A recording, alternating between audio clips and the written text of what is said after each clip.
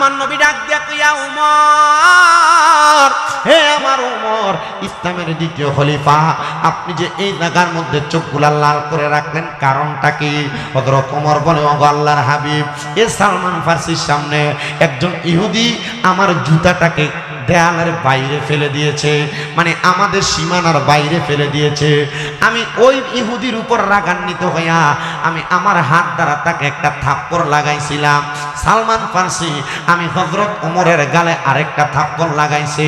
ইয়া রাসূলুল্লাহ, অন্যায় করলো ইহুদি, কিন্তু সালমান ফার্সি আমার গালের মধ্যে আঘাত লাগাইলো, বুঝতে পারলাম না। আমার নবী ডাক দিয়া কই, ওমর ইবনে খাত্তাব, আমি যদি সালমান ফার্সির জায়গায় থাকতাম আমি তোমার গালে দুইটা থাপ্পড় লাগাইতাম। ইয়া রাসূলুল্লাহ, আপনি নবী বললেন সালমান ফার্সি আমাকে একটা থাপ্পড় লাগাইছেন, আপনি আমার দুইটা লাগাইবেন, কারণটা কি আপনার কাছে জানতে চাই। আমার নবী ডাক দিয়া বলতেছে, হযরত ওমর, তোমার এমন ব্যবহার এমন আচরণের কারণে ওই ইহুদি ইসলামের দিকে আগমন করবে না। তোমার আচরণ যদি সুন্দর হইতো, তুমি যদি ইহুদির কাছে নমনীয় হয়ে যাইতা, নিজ হাতে জুতাটা তুলে নিতা, তাহলে এই ইহুদিকে তুমি থাপ্পড় লাগাইতা না। হে ওমর, এখন থেকে তুমি সাবধানতা অবলম্বন করবা। হযরত ওমর বলে, ইয়া রাসূলুল্লাহ, নবী, ইসলামের এই সৌন্দর্য দেইখা আমি ইসলামের পথে আগমন করেছি। আমি ইসলামের পথে আগমন করার কারণে আমার আল্লাহ তাআলা আমারে কবুল করেছে। নবী গো, আপনার কাছে আমি ক্ষমা প্রার্থী গো নবী, আপনি দোয়া করেন আমি ওমর যেন নমনীয়তার সাথে জীবন কাটাইতে পারি। হযরত ওমরের এমন পাওয়ার ছিলেন, কোনো কিছু হওয়া মাত্র ওনার উস্তুন থেকে উনি তরবারিটা বের করে ফেলতেন আর সাথে সাথে আঘাত করার চিন্তা করতেন। মুসলমান, একটা কথা মনে রাখবেন, ইসলাম ধর্ম গ্রহণ করার কারণে হযরতে ওমরে ফারুক উনি ইসলাম ধর্ম গ্রহণ করার কারণে ওনার রাগটাকে উনি পানির মতো বানিয়ে দিছে। রাগটাকে কি বানিয়ে দিছে? পানির মতো বানিয়ে দিছে। আপনাদের কি কষ্ট হচ্ছে? কোনো অসুবিধা হচ্ছে আপনাদের? তাবারুক আছে মাহফিলে মাশাআল্লাহ, আমি জিজ্ঞাসা করে স্টেজ উঠছি। আর যেহেতু এটা খানকা শরীফ মসজিদ, খানকা শরীফ তো তরিকতের দাওয়াত দেওয়ার মূল জায়গা, ঠিক না? তরিকত এবং ইসলাম প্রচারের মূল মাধ্যম তো এই খানকা শরীফ ছিল, ঠিক না? যেহেতু খানকা শরীফের মাহফিল, এখানে তাবারুক থাকবে। আউলিয়া কারামে তাবারুকাতের মাধ্যমে মানুষের রোগের শেফা তৈরি করে দিয়েছেন। আলহামদুলিল্লাহ পড়েন না? আর মোহাব্বতের আওয়াজে পড়েন আলহামদুলিল্লাহ। এবার আসেন আমার ভাইরা, বাবারা, বন্ধুরা, গভীর মনোযোগ দিয়ে শুনবেন। তার মানে হযরত ওমর রাদিয়াল্লাহু তাআলা আনহু রাগটা একবারে পানির মতো হয়ে গেছে। কিন্তু আমাদের সমাজে যেই প্রচলন চলে, আমাকে কেউ যদি একটা কথা বলে আমি তার রিপিট দুইটা কথা জবাব দেই। আমাকে কেউ যদি একটা থাপ্পড় দেয় আমি আমার পুরা বংশ এবং গোষ্ঠী নিয়ে লাঠি নিয়ে তাকে মারতে যাই। আছে না নাই? কথা বলে না, আছে না নাই? কিন্তু না না না, এমন কর্মকাণ্ড ইসলাম পরিপন্থী, ইসলাম এটাকে সাপোর্ট করে না। কেমন করে না? মানুষ যদি তাদের সাথে শত্রুতার বলে তার সাথে না পারে, মারামারি করতে যায় না পারে, মানুষ তার পেছনে পেছনে ক্ষতি করে। এই পেছনে যারা ক্ষতি করে তাদেরকে বলা হয় মুনাফিক। কি বলে? পেছনে যারা কথা বলেন, পেছনে যারা বাজে কথা বলেন, পেছনে মানুষের ক্ষতি যারা করে তাদেরকে মুনাফিক বলেন। মনে রাখতে হবে, এই মুনাফিকদেরকে আমার আল্লাহ তাআলা জাহান্নামের লাকড়ি হিসেবে ঘোষণা করেছে। শুধু জাহান্নামের লাকড়ি না, আল্লাহ তাআলা জাহান্নামের আগুন যে জ্বালাইবো। স্টপ, আল্লাহ তাআলা যেটা চিন্তা করে বান্দার ভালোর জন্য চিন্তা করে। বান্দা যদি মনে করে না আমার ছোট ভাই সে কামাই করে 5,000 টাকা দৈনিক আর আমি কামাই করি 500, এটা হইতে পারে না।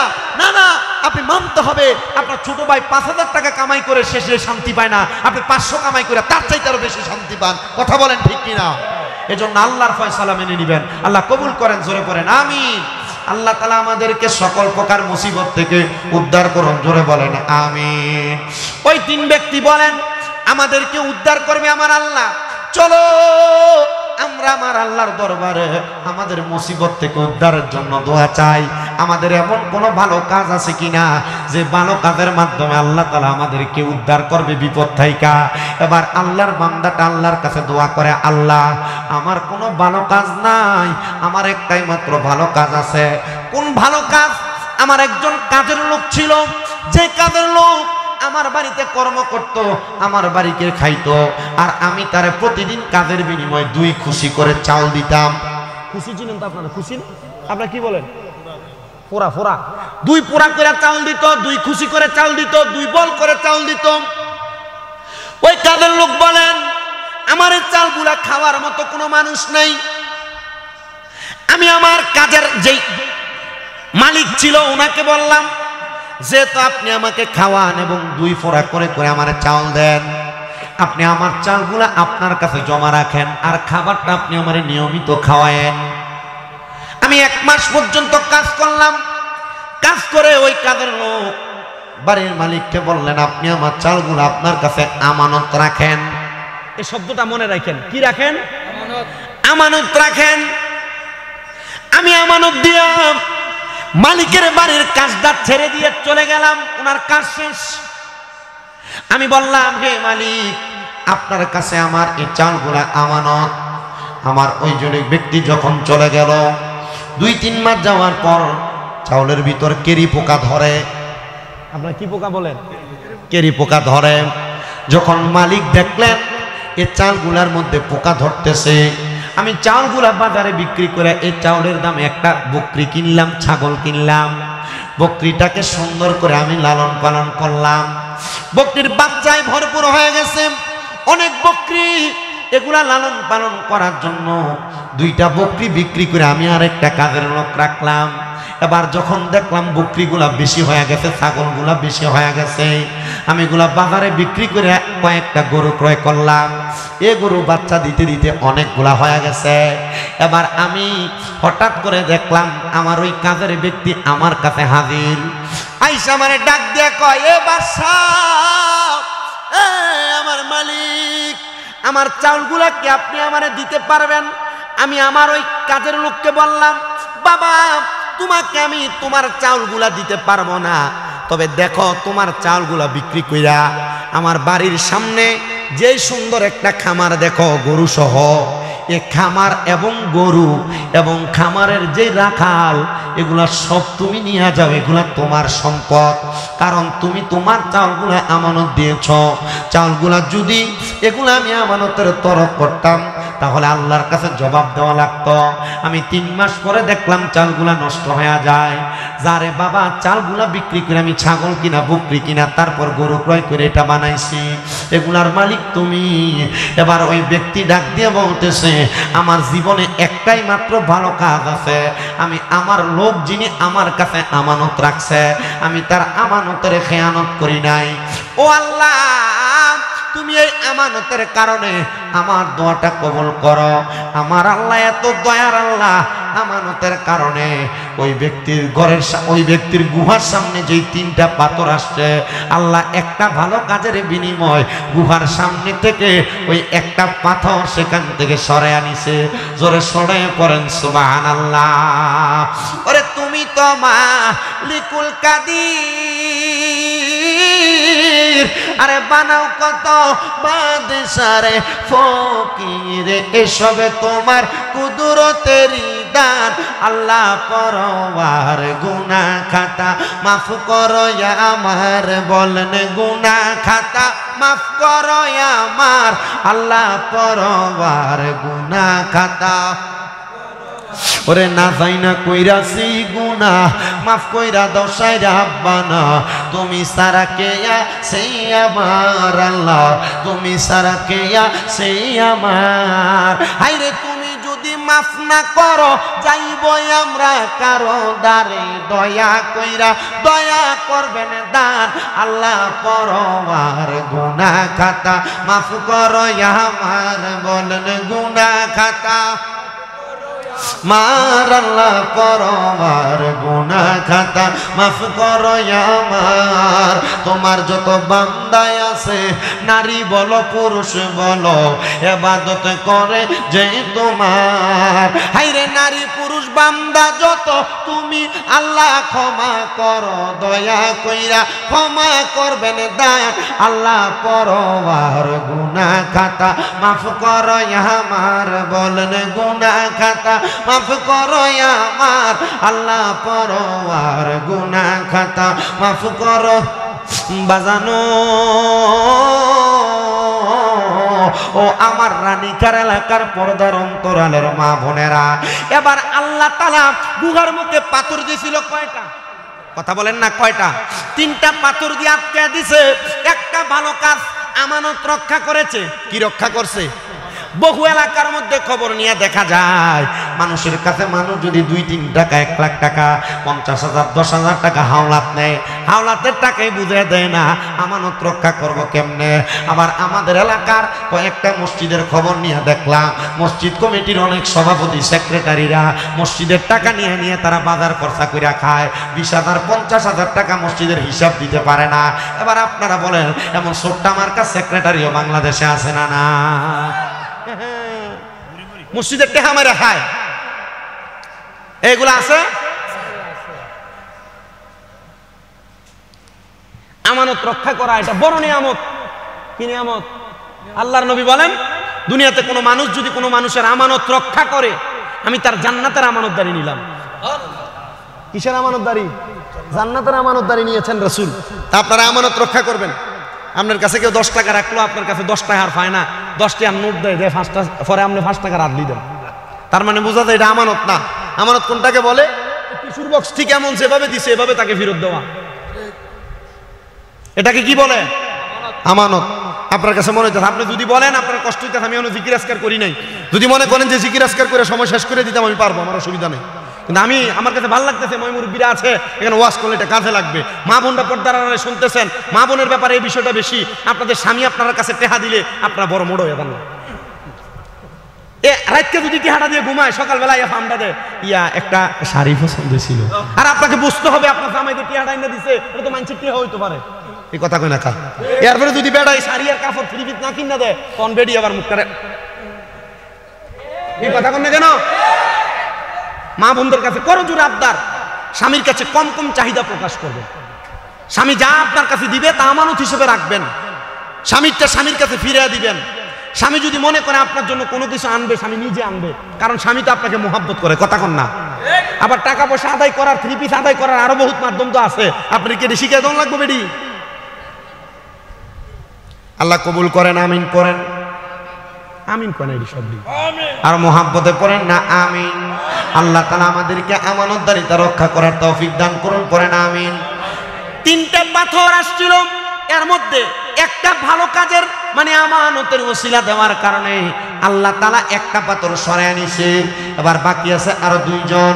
একজন ডাক দিয়ে বলতেছে এবার তুমি তোমার কোনো ভালো কাজের ওসিলা দিয়া দোয়া করো, আল্লাহ নি তোমার ভালো কাজের ওসিলায় তোমাকে এই পাথরের গুহা থেকে বাঁধায়া দেয়। দোয়া করতেছে আল্লাহর কাছে, ও মনিব আমার এমন কোনো ভালো কাজ নাই, তবে আমার জীবনে একটা ভালো কাজ আছে। কি ভালো কাজ? বলে আমার একটা সুন্দর চাচাতো বোন ছিল, যার চেহারা বড় সুন্দর, চেহারা বড় মায়াবী, আমার একটু মনের মধ্যে খায়েশ জাগছিল আমি যদি আমার চাচাতো বোনটার সাথে মিলিত হইতে পারতাম, কিন্তু না না না, আমি এই চাচাতো বোনের সঙ্গে মিলিত হইতে পারি নাই। আমার চাচাতো বোনকে যতবার আমি এই কুপ্রস্তাব দেই, আমার চাচাতো বোন আমার কুপ্রস্তাবটাকে রিজেক্ট করে দেয়, বাতিল করে দেয়। আমি আমার চাচাতো বোনকে বারবার ভোগ করার চেষ্টা করলাম। হঠাৎ করে একদিন গভীর রজনীতে আমার চাচাতো বোন আমার কাছে আগমন করলো, আইসা আমার ডাক দিয়ে কয় ভাই আমাকে তুমি 100 দিরহাম আমাকে হাওলাত দাও, ধার দাও। বলে আমি তোমাকে একটা কারণে একটা মাধ্যমে 100 দিরহাম ধার দিতে পারি তোমার প্রয়োজন মেটানোর জন্য, তবে শর্ত হলো তুমি আমার সঙ্গে একটা রাত্রি যাপন করা লাগবে। মোহাব্বতে বলেন না নাউজুবিল্লাহ। এক রাত্র তুমি আমার সাথে যাপন করা লাগবে। এবার এই কথাটা শোনার সাথে সাথে চাচাতো বোনটা রাগ দিয়ে বলতেছেন আমার ভাইজান আমার টাকাটা বড় প্রয়োজন, যেহেতু আপনি আমার একটা শর্ত জুড়ে দিয়েছেন। হ্যাঁ হ্যাঁ যান, আমি আপনার শর্ততে রাজি হয়ে গেলাম, আমি আপনাকে আপনার সঙ্গে 7টা রাত্র কাটায় দিব। এবার চাচাতো বোন তার কাছ থেকে 100 দিরহাম নিয়ে তার বাড়িতে চলে গেলেন। পরের দিন রাত্রবেলা সকাল সকাল চলে আসলেন ওই ব্যক্তির সঙ্গে রাত্র কাটানোর জন্য। চাচাতো ভাইটা যখন তার উপরে ঝাপটায় ঝাপটায় পড়ল, উনি ডাক দিয়ে বলতেছে আমার চাচাতো বোন আমার কাছে আবদার করেছে হাত জোর কইরা, ও গো ভাই আপনি কি আমার আল্লাহরে ভয় করেন না? আপনি কি আমার আল্লাহরে ভয় কইরা আমার ইজ্জতটাকে আপনি রক্ষা করেন, আমার ইজ্জত আপনি নষ্ট করবেন না। আমি জানি আপনি এই দুনিয়ার জমিনের মধ্যে আমাকে ভোগ করতে চাইলে এখনই পারবেন, তবে আল্লাহরে ভয় কইরা আজকের জন্য আপনি আমারে ছাড় দিয়া দেন। আমার চাচাতো বোন এই কথাটা বলার সাথে সাথে আল্লাহকে ভয় কইরা আমি আমার চাচাতো বোনকে ছাড় দিয়া দিলাম। আমার জীবনে আর কোনো ভালো কাম নাই, এই একটাই মাত্র ভালো কাম আছে। ওগো আল্লাহ, এই ভালো কাজটার উসিলায় তুমি আমারে মাফ করে দাও। আমার আল্লাহ তাআলা এমন কুদরতি একটা আকাশের মধ্যে আচমকা আওয়াজ দিয়া ওই গুহার মুখ থেকে দ্বিতীয় পাথর সরাইয়া দিছে। কোন সুবহানাল্লাহ। এ রানীকার এলাকার যুবক, এ মুরব্বী বাবা, পর্দার অন্তরালের মা বোনেরা, তোমার সামনে অনেক গুনাহ করার সুযোগ, তবে যদি তুমি গুনার কাছ থেকে ফিরে আসতে পারো, আল্লাহ তাআলা তোমার বড় বড় মুসিবত দূর করে দিবে, বড় বড় রোগ মাফ করে দিবে।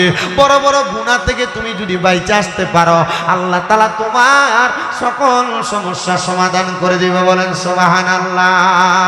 আল্লাহ, ও গো আল্লাহ, ক্ষমা করে দাও, মাফ করে দাও। বলেন আল্লাহ, ও গো ক্ষমা করে দাও, মাফ করে দাও। যতদিনে জীবন বিনা বাঁচিবে, সুপথে চালাও, মাফ করে দাও। বলেন আল্লাহ, ও গো আল্লাহ, ক্ষমা করে দাও, মাফ করে দাও। তোমাকে না দেখিয়া, তোমাকে না চিনিয়া ঈমান এনেছি তবুও, তোমাকে না চিনিয়া, তোমাকে না দেখিয়া ঈমান এনেছি তবুও, সেই উসিলাই রহমত দয়া বিলাও। বলেন সেই উসিলাই রহমত দয়া বিলাও। ক্ষমা করে দাও, মাফ করে দাও। বলেন আল্লাহ, ও গো আল্লাহ, ক্ষমা করে দাও, মাফ করে দাও। কাউকে ডরি না, কাউকে ভয় না, ভালোবাসি মোরা শুধু তোমাকে। সেজদা করে মোরা শুধু তোমাকে। কাউকে ডরি না, কাউকে ভয় না, সেজদা করে মোরা শুধু তোমাকে।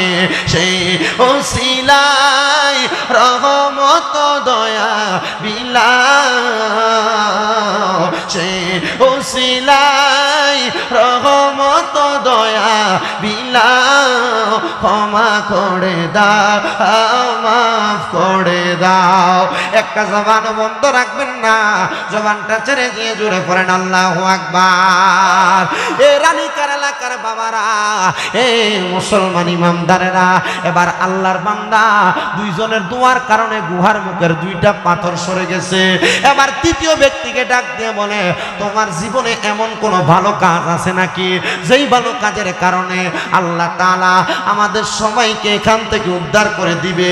যেহেতু দুইজনের দুইটা ভালো কাজের দোহাই দেওয়ার কারণে আল্লাহ দুইটা পাথর সরাইয়া দিছে, আমাদের বিশ্বাস গো, আর একটা ভালো কাজের দোহাই দিলে আল্লাহ তাআলা আমাদেরকে এখান থেকে উদ্ধার করে নিবে। হায় রে আমার বাবা, ওই ব্যক্তি ডাক দিয়ে বলে, আমার জীবনে এমন কোনো ভালো কাম নাই, তবে আমার একটা ভালো কাম আছে। আমার বাড়িতে একটা বৃদ্ধ মা আছে। কি আছে? কথা কয় না, কি আছে? আমার বাড়িতে একটা বৃদ্ধ মা আছে। ওই বৃদ্ধ মা বাড়ির মধ্যে বিছানাতে সময় কাটাইতো। আমি আমার মাকে প্রত্যেক দিন সন্ধ্যাবেলা আমার ওটটাকে দহন কইরা ওটার প্রথম দুধরা আমার মারে খাওয়াইতাম, তারপর আমার সন্তানরে, তারপর আমার স্ত্রীকে, এরপর যদি দুধ বাঁচত আমি নিজে পান করতাম। কিন্তু একদিন আমার মা জননী দুধ খাওয়ার জন্য অপেক্ষা করতেছে। আমি আমার ওটটার কাছে যখন দুধ দহন করতে গেলাম, ওটটা অনেকক্ষণ সময় পর্যন্ত নাড়াচাড়া করে। আমি ওটের কাছে যাইয়া আবদার জানাইলাম, রে ওট, এই ওটের দুগ্ধটা আমার মা পান করবে, লম্পজম্প কইরো না, নড়াচড়া কইরো না, আমাকে একটু সুযোগ দাও। আমি কথা বলার সাথে সাথে ওটটা শান্ত হয়ে গেল। আমি ওটের দুধটা দহন করতে করতে আমার মা জননী ঘুমায়া গেছে। আমি দুধটা নিয়ে আমার মার সামনে দাঁড়াইলাম। আমার মাকে ডাক দেই না, কারণ আমার মা জননী ঘুমাইতেছে। আমি দুধটা নিয়ে দাঁড়ায় রইলাম, কিন্তু পাশের ঘরে আমার ছোট বাচ্চাটা কান্না করে। আমার একটা নিয়ম, আমি আমার মারে না খাওয়াইয়া এই দুধটা আমার সন্তানরে খাওয়াইতাম না। আমার মারে না খাওয়াইয়া আমি এই দুধটা আমার স্ত্রীরে খাওয়াইতাম না। আমার মারে না খাওয়াইয়া আমি সন্তান নিজে খাইতাম না। যখন আমার সন্তান কান্দে, আমি আমার মার জন্য অপেক্ষা করলাম।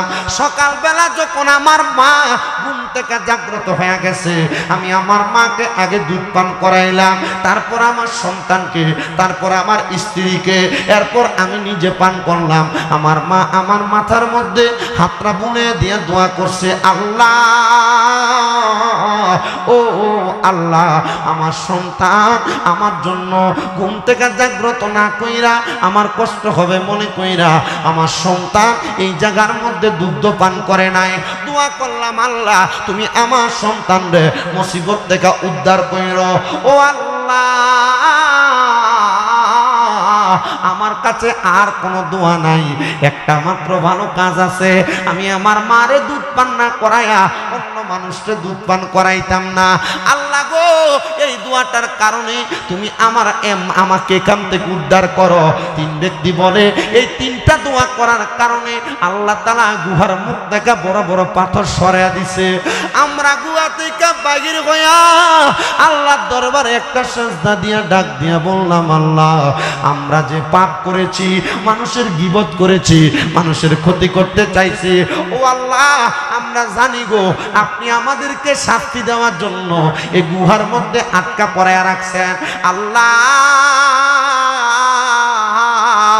এখন থেকে তওবা করি গো আল্লাহ, আর কোনোদিন গুনার কাজ করব না, আর কোনোদিন গুনার কাজ করব না, পরের ক্ষতি করব না, পরের হক নষ্ট করব না, মানুষের নামে গীবত করব না, মানুষের নামে মিথ্যা মিথ্যা কথা বলবো না। আল্লাহ গো, এবার কি আপনি আমারে মাফ দিবেন নি? আল্লাহর নবী কই, হ্যাঁ, আমার আল্লাহ তাআলা মাফ দেয়। কেমনে মাফ দেয় বান্দা জানো? কেমনে মাফ দেয় বান্দা জানো? আল্লাহ কেমনে মাফ দেয়? কয়, কোনো বান্দা গুনাহ থেকে ফিরে আসার পর পরবর্তীবার ওই গুনাহটাকে করাকে এমন ভাবে ভয় করে, সামনে যদি আগুনের কুণ্ডলি জ্বালায়া দেওয়া হয়, আগুনে পড়াকে বান্দা যেমন ভয় করে, ঠিক তেমন ভাবে বান্দা যদি পরবর্তীতে গুনাহ করাকে ভয় করে, আমার আল্লাহ তার জন্য জান্নাত রেডি করে রাখে। কিন্তু আমরা টাকা পয়সা ইনকাম করতে যায়া, সম্পদ জোড়াইতে যায়া, জায়গা ক্রয় করতে যায়া, ব্যবসা করতে যায়া আমরা আল্লাহকে ভুলে যাই, মিথ্যা কথা বেশি বেশি বলি, কথা কয় না, বলে কি বলে না, মিথ্যা কথা বেশি বেশি বলি, মুনাফিকি বেশি বেশি করি, দোকানের মধ্যে বিভিন্ন রকমের পায়তারা করি। না না না, আপনি যদি ছোট্ট একটা অন্যায় করেন, আল্লাহ তাআলার হাসরের ময়দানে আপনাকে সেটার জন্য জবাব দেওয়া লাগবে। এ পর্দার অন্তরালের আমার মা, আপনাদের জন্য কিছু ওয়াজ আমি আপনাদেরকে করে দিয়া যায়। মা গো মা, একটু মনটা লাগে শুনবা গো মা। তোমরা যারা তোমাদের স্বামীর কথা শোনো না, তোমরা যারা তোমাদের স্বামীর কথার উপর দিয়ে কথা বলো, এ মা, তোমার স্বামী তোমাকে পর্দা করতে বলে, তোমরা যারা বেহায়াপনা করো, রাস্তায় রাস্তায় ঘুরে বেড়াও, মা গো, আমি চাই না গো রানীকার এলাকার কোনো মহিলারা জাহান্নামে যাক, আমি চাই এলাকার সব মহিলারা জান্নাতে যাক। এ মুরব্বী বাবা, আপনার মেয়েকে আপনি পর্দা করাবেন, আপনার মাকে আপনি পর্দা করাবেন, আপনার বোনকে আপনি পর্দা করাবেন, আপনার স্ত্রীকে আপনি পর্দা করাবেন। এ মা বোনেরা, আপনারও আপনাদের স্বামীর কথা মাইনা চলবেন, ভাইয়ের কথা মাইনা চলবেন, আপনাদের সন্তানের কথা মাইনা চলবেন। যদি আপনি এটা করতে পারেন, আপনি জান্নাতের মধ্যে যাইতে পারবেন। শোনো শোনো শোনো, এমন একজন জান্নাতি মহিলার কথা তোমাদেরকে বলি, যেই জান্নাতি মহিলাটার নাম হলো হযরতে জুবাইদা। যেই জুবাইদা দুনিয়ার জমিনের মধ্যে তার জিন্দেগিটা আরাম আয়েশের মধ্যে কাটাইছে, কিন্তু জুবাইদা যেই দিন আমি শুনতে পাইনি আল্লাহর কোরআনে আমার আল্লাহ বলেছে লা ইয়াস্তাবি আসহাবুন নারি ওয়া আসহাবুল জান্নাহ আসহাবুল জান্নাতি হুমুল ফাইজুন। জবান খুলে জোরে জোরে বলেন না আল্লাহু আকবার। আল্লাহ তাআলা কোরআন কারীমের মধ্যে বলেছেন জান্নাতি এবং জাহান্নামীরা এক রকম নয়। আসহাবুল জান্নাতি হুমুল ফাইজুন, যারা জান্নাতি তারা কোনো সফল কাম। এবার আপনারা বলেন আমরা সবাই জান্নাতে যাইতে চাই কি চাই না? হে রাসূল তোমায় ভালোবাসি অন্তরে শুধু মুখে না, জান্নাতের আশায় নয় হে রাসূল, জাহান্নাম কেউ ডরি না। তোমায় পাওয়ার আশায় মন ছুটে যায় মদিনা। এই সুর যদি শুনে থাকো একবার দেখা দাও না। হে রাসূল তোমায় ভালোবাসি অন্তরে শুধু মুখে না, জান্নাতের আশায় নয় হে রাসূল, জাহান্নাম কেউ ডরি না। তোমার ওই নাম শুনিলাম এই চোখে দেখলাম না, এই সুর যদি শুনে থাকো একবার দেখা দাও না। এই সুর যদি শুনে থাকো একবার দেখা দাও না। হে রাসূল তোমায় ভালোবাসি অন্তরে শুধু মুখে না, জান্নাতের আশায় নয় হে রাসূল, জাহান্নাম কেউ ডরি না। হায়রে হযরতে জুবায়দা ডাক দিয়া বলে হে জগতের মানুষ, আমার বড় আরামায়েশের জীবন ছিল, আমার বড় শান্তির জীবন ছিল। আমি এই শান্তি পাইয়া আমি আল্লাহর কথা ভুলে গেছি, আমি মানুষের সঙ্গে ভালো ব্যবহার করা ভুলে গেছি। আমাদের সমাজে অনেক মহিলা আছে যাদের স্বামী বিদেশ থাকার কারণে তার পার্শ্ববর্তী জালদেরকে দাম দেয় না, পার্শ্ববর্তী মহিলাদেরকে সম্মান করে না, শ্বশুর শাশুড়ির সঙ্গে ভালো ব্যবহার করে না। এ পর্দার অন্তরালের মাগো আপনাদের কাছে করজোরে আবদার, আমার আল্লাহ আপনার স্বামীকে যেমন সম্পদ দিয়েছে, আল্লাহ চাইলে এই সম্পদ ছিনিয়ে নিতে আমার আল্লাহর একটা সেকেন্ডও লাগবে না। এই জন্য মা, স্বামী ইনকাম বেশি করে বিদায় অহংকার করো না, শ্বশুর শাশুড়ির সঙ্গে বাজে ব্যবহার করো না, তোমার স্বামীর কামাই তোমার দেবর খায় বিদায় বাজে আচরণ করো না। এ পর্দার অন্তরালের মা, এলাকার মহিলাদের সঙ্গে বাজে আচরণ অহংকার দেখায়ও না। ও মা গো, ওই জুবায়দা নামক মহিলাটা ডাক দিয়া বলে আমি যখন দেখলাম আমার বড় অহংকার, আমার বড় তাকাব্বুরি, আমি আল্লাহর জান্নাত জাহান্নামের কথা শুনলাম, কিন্তু আমার কাছে মনে হইল আমার তো সম্পদের অভাব নাই, কিন্তু আল্লাহ তাআলার জান্নাত আমি পাবো কিভাবে? আমি আবার চিন্তা করলাম জান্নাত তো মরার পরের বিষয়, মরার পরে মানুষের শরীরটা জ্বলে যায়, পচে যায়, গলে যায়। আমি দুনিয়াতে একটু জান্নাতের মতো মজা নিতে চাই। রানী জুবায়দা ডাক দিয়া বলতেছে আমার জন্য সুন্দর একটা বিছানার ব্যবস্থা করো, যেই বিছানার মধ্যে ওই জুবায়দা নামক মহিলাটা আরাম করে করে ঘুমাইতেন। ওই বিছানাটাকে পরিষ্কার করার জন্য একটা কাজের মহিলা রাখছে, যে মহিলার কাজ ছিল সকাল থেকে সন্ধ্যা পর্যন্ত এই বিছানাটাকে ঝাড়ু দিয়া সুন্দর কইরা বিছানার মধ্যে গোলাপের পাপড়ি ছিটিয়া দিবে, সুগন্ধি ছিটিয়া দিবে। ওই বিছানার মধ্যে জুবায়দা নামক মহিলাটা ঘুমাইবো। এত আরাম আয়েশের জীবন চিন্তা করছো নি গো মা? অন্ধকার কবরে যখন শোয়াইবো 5টা সাদা কাপড় দিয়া কবরের মধ্যে নামাইয়া দিব, কিন্তু ওই কবরে যদি যাওয়ার আগে আল্লাহ নবীর পথে থাইকা বাঁচতে পারবো। আমার আল্লাহ তাআলার প্যারা হাবিব নবীজির নূরানি কোল মুবারকে নিব।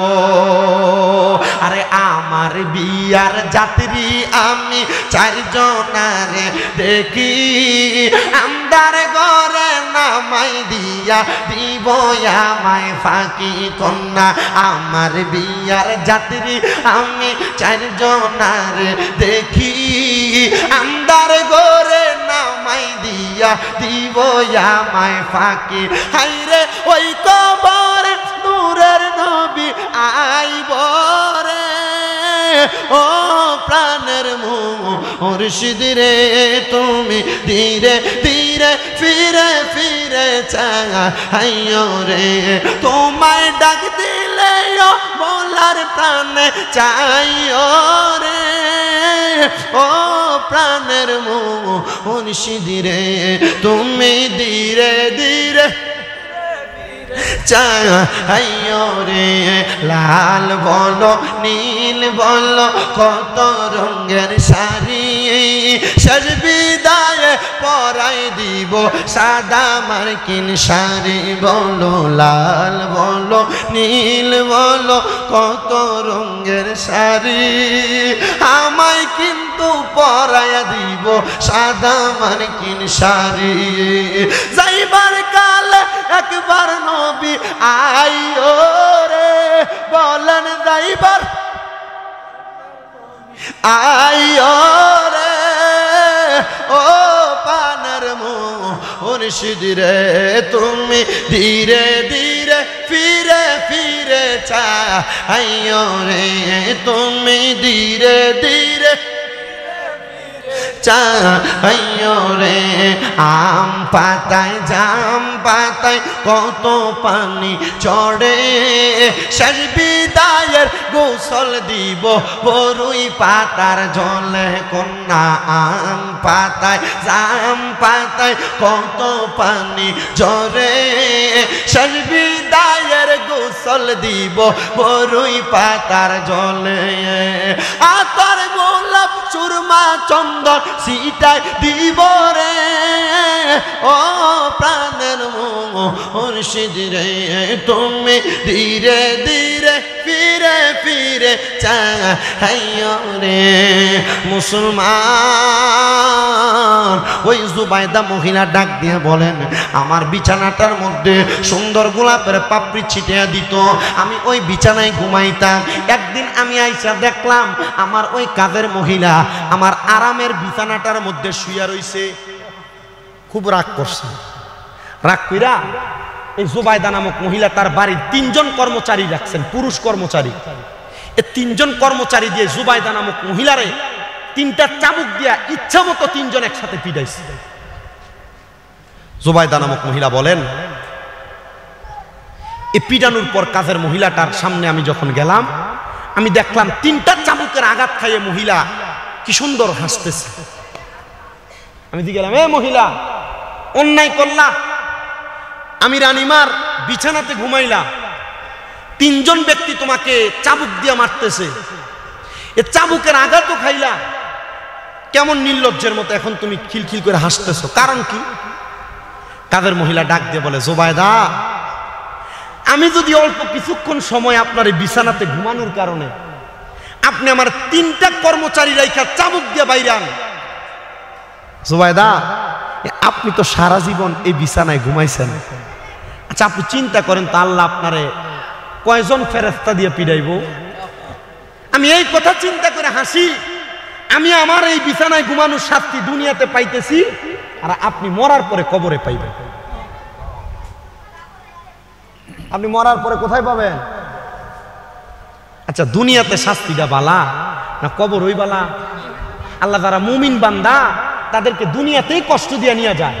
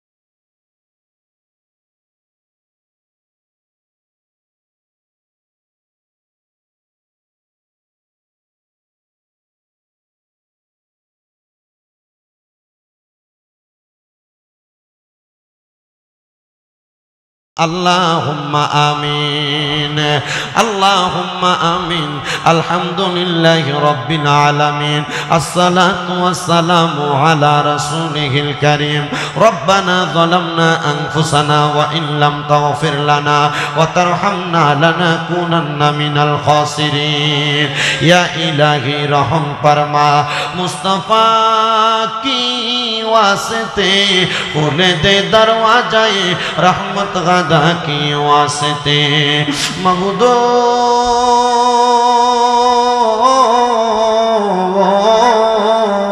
ও দয়াল আল্লাহ, আপনি কি আসমানে না জমিনে না পাহাড়ে না দরিয়ায় গত জীবনে আপনার কত তালাশ করলাম, সন্ধান পাইলাম না। আল্লাহ বহু সন্ধানের পরে আজকে এই বিবারিয়া জেলার অন্তর্গত আখাউড়া থানাধীন রানীকার আদর্শ গ্রামের সকল কবরবাসীর মাগফিরাত কামনায় খানকা শরীফ মসজিদ এবং সমাজবাসীর উদ্যোগে ইসলামে সওয়াব সুন্নি মুখা সম্মেলন সাজায়া আমার সঙ্গে ওলামায়ে কেরাম হুফাজে কোরআন, বিশেষ করে দাড়ি পাকা মুরব্বী বাবারা, যুবক নজওয়ান ভাইয়েরা, ছোট্ট ছোট্ট মাসুম বাচ্চারা, পর্দার অন্তরালের কত মা বোনেরা মুনাজাতে হাত বাড়াইছে। আল্লাহ, যার হাতটা তোমার কাছে মায়া লাগে, পছন্দ হয়, ওই হাতের উসিলায় আমরা প্রত্যেকের জীবনের গুনাহ তুমি আল্লাহ মাফ করে দাও। এরে আমার এই রানীকার এলাকার মা বোনেরা গো, কি গো মা, মাইকের আওয়াজ তোমাদের কানে যায়নি গো মা, মুনাজাত হইতেছে গো মা, আমার আল্লাহর দরবারে তাড়াতাড়ি ওযু বানায়া তোমার ঘরের কন্যারে নামাজের মুসল্লাটা বিছায়া দেও না, দুইটা হাত বাড়ায়া গো মা, আমরার বিশ্বাস আছে গো আমার আল্লাহ একটা হাতও খালি ফিরাইয়া দিবে না। মারা গো, তোমরা তো এই এলাকার নাইউনি না গো মা, একদিন আসছিলা লাল রঙের বেনারসি শাড়ি পইরা, আর একদিন চলে যাইবা সাদা মার্কিন কাপড় পইরা। তোমরার মতো কত মা বোনেরা জানি গো অন্ধকার কবরে মুর্দা লাশ হইয়া শুইয়া রইছে, আজকের মুনাজাত তারার নসিব হইছে না। এরে আমার রানীকার এলাকার ভাই বাবারায়ো, কিরে ভাই, মাইকের আওয়াজ তোমাদের কানে যায়নি রে ভাই, মুনাজাত হইতেছে রে ভাই, আনি না রে ভাই, কার জন্য জানি আজকের মুনাজাত জীবনের শেষ মুনাজাত করে হাত বাড়াইছো। আল্লাহ, এই হাত দুইটা কপালে লাগার আগে আগে আমরার জীবনের গুনাহ মাফ কইরা আমরারে বেগুনা মাসুম বান্দা বানায়া দাও। তুমি তো অন্তর্যামী রে আল্লাহ, ওই আমরা হইলাম ফানা, আমরার কাছে কি দন আছে গো ও আল্লাহ, তুমি যাই না কি জানো না রে আল্লাহ, করো আল্লাহ যাহা লয় তোমার মনে। আল্লাহ, আজকের মুনাজাতে কে জানি ঘাট বানাইছে, কার জানি জগতের মধ্যে বাবা নাই, বাবা কবরের বাসিন্দা, যেই বাবা রিক্সা চালাইয়া মাটি কাইটা মাথার গাম পায়ে ফালাইয়া পরের বাড়িতে বদলার কাম কইরা সন্তানরে মানুষ করার জন্য রক করে পানি বানাইছে, এমন আব্বা যাদের অন্ধকার কবরে রে আল্লাহ, আব্বার কবর জান্নাতের বাগান বানায়া দাও। ও দয়া, কে জানি গাত বাড়াইছে, কার জানি জগতের মধ্যে মা নাই। হায়রে মা, যেই মা 10 মাস 10 দিন গর্ভে ধারণ করে সন্তানের প্রসব বেদনা সহ্য করতে মার বড় কষ্ট হয়েছে। আল্লাহ, কার জানি এমন মা কবরে আমার কবর জান্নাতের বাগান বানায়া দাও। এমন অনেক হতভাগা কপাল পোড়া সন্তান হাত বাড়াইছে, মাও নাই বাবাও নাই, জনমের এতিম গো আল্লাহ। এমন আম্মা আব্বা যাদের কবরের বাসিন্দা, আম্মা আব্বার কবর নাজাতের ফয়সালা কইরা দাও। মরিয়া গিয়াছেন আল্লাহ, ওই আল্লাহ যারার মা বাপ মাফ করিয়া দেন না গো আল্লাহ, কবরে রাজা। আম্মা আব্বা চইলা গেছে, আল্লাহ যারারে ফালাইয়া তারারে রাইখা গো গেছে কান্দিবার লাগিয়া। আম্মা নাই রে আব্বা নাই রে জাগার সংসারে তাহার মতো দুঃখী নাই রে জগতে। মাবুদ রাব্বুল আলামিন আল্লাহ ফরিয়াদ তোমার দরবারে যাদের মা বাবা বেঁচে আছে হায়াতে তৈয়বা নসিব করো, আম্মা আব্বার খেদমত করার তৌফিক দান করো। আমার আম্মা যেন সুস্থ পরিপূর্ণ সুস্থতার নিয়ামত দান করো আল্লাহ। আজকের মাহফিলে যারা টাকা দিয়া পয়সা দিয়া শ্রম দিয়া বুদ্ধি দিয়া পরামর্শ দিয়া মাইক দিয়া লাইট দিয়া প্যান্ডেল দিয়া মিডিয়ার বাইরা সহ সম্মানিত শ্রোতা মণ্ডলীরা তাবারুকের জন্য যারা টাকা পয়সা দিয়া সহযোগিতা করেছে আল্লাহ প্রত্যেককে তুমি কবুল মঞ্জুর করে নাও। অনেক রানীকার এলাকার প্রবাসী ভাইয়েরা বিদেশ থেকে দোয়া চায়।